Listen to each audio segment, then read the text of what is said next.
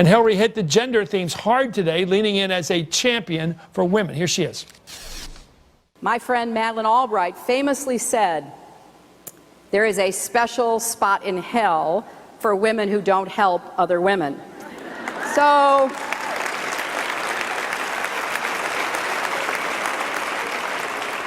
what you do does not have to be big and dramatic. You don't have to run for office.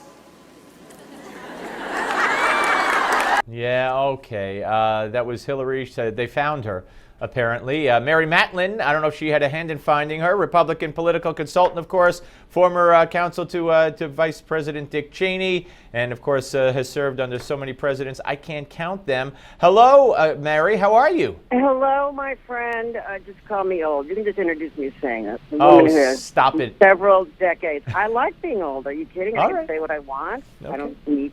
I've saved money. I've worked hard, so I can now do what I want and say what I want and be for what I want to be for. So go, senior seasoned citizens. Yeah, well, the road to hell is paved with the fast bigotry of low expectations. Women, I've made it a practice to help women, but only if they're meritorious, because there's nothing worse than putting somebody in a position that they're not qualified for. And talk about the pot calling the kettle black. Why didn't that happen on her own staff? She has pay inequity on her own campaign staff. She did, as does everybody, for lots of good and logical and economic reasons. But obviously, you know what's going on here, and so do your smart listeners. This is all about the continuation of identity politics and the presumption that women.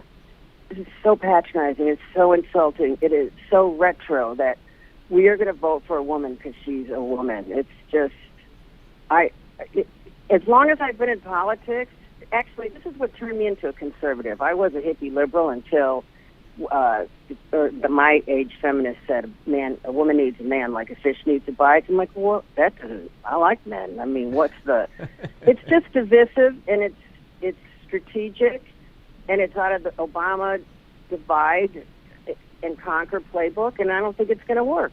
No, and you pointed out that it's been revealed, research done, that when she was a senator, U.S. senator, she paid, I think it was 72 cents on the dollar. Now, that's a bogus statistic. The whole issue is bogus. But if you're going to claim, talk about that issue, then why did you pay 72 cents on the dollar to women?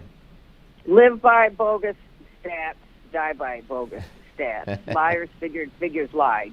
So that's what they're doing. But I love, as we were saying in the break, I love all these debates because one thing that really has changed, people always ask me this, what's changed in politics over 35 years? People are smarter. They're smarter because they have access to their own data. They haven't become cynical. They become skeptical, which is what our founders wanted us to do. And they know that's why climate change, is a hoax. And that's why they know this pay equity thing. It does not comport with their life. Just like touting these jobs numbers does not comport with their life. So we're due for a big wave, and I would say that to Republicans too, who are behaving like they didn't rout in the last two midterms. I don't know what they're thinking. I don't know that they think if they're cooperative that the Democrats are going to be cooperative, as evidenced by what your former Cuccinelli, former guest did say. Attorney General Cuccinelli. I mean, we've got to be who we are and quit being defensive about it. Right. Now, well, that takes me to Rudy Giuliani, another man who might feel that he's worked hard, saved some money, and is a private citizen and could say what he wants. And look what happened. The double standard, and of course, he's backtracked. Are you disappointed that he backtracked and didn't double down and didn't get more support? Well, no, I've recorded, downloaded, MP3 or whatever you call it. I'm a techno twit here, but I've recorded the speeches that I could get my hands on, the Phoenix speech and the Kudlow Moore speech, and play them over and over and over. I don't know who told him, and I to backtrack, but what I saw was he is doubling down, which I like. And it doesn't matter because everybody agrees with what he said, that are sane, thinking, rational people. And it was a great roadmap to, I'm not saying we have to use that vernacular or that passion, but those are the arguments. And he's showing people how to do it, just like Scott Walker's showing people how to deal with the press. There's two parallel universes. There's the universe in which right-thinking, normal, ordinary, Main Street Americans live, and then there's this parallel universe of the media and the establishment, and so he's lives in two different worlds. But the world that is important to have articulation of the issues that face us and the critical nature of them and the urgency of them. I love the guy. Right, and you think that, as you said, could be a roadmap for going forward for 216?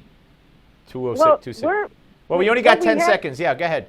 Authentic. We have to be authentic. We can't tell people something that isn't true. And if we tell them what is true, then they will digest it and we can make policy and off don't that. be afraid. Love you, Steve. And don't be. Love you, Mary Matalin, ladies and gentlemen. We're coming back more. Don't go away.